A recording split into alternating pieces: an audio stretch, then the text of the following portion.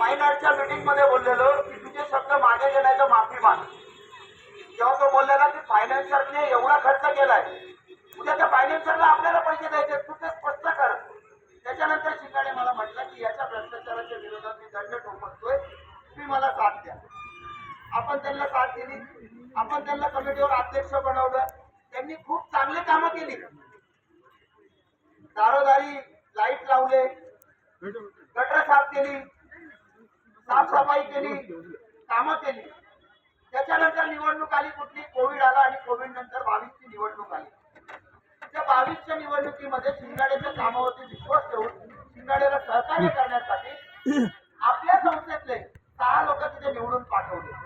ते शिंगाडेने मला स्पष्ट सांगितलेलं, संजय कांबळेने मला सांगितलेलं की तुमच्या लोकांचा इतिहास आहे,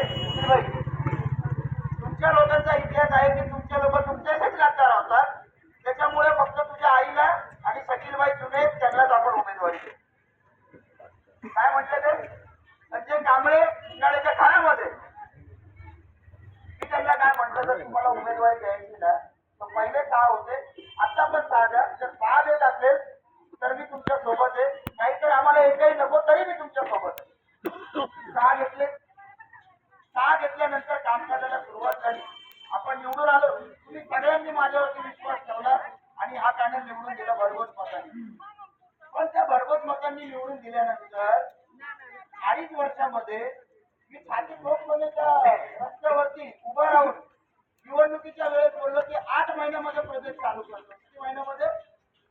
8 महिन्यामध्ये. तेव्हा CRZ क्लिअर झालेलं, हेही मी लोकांना सांगितलं.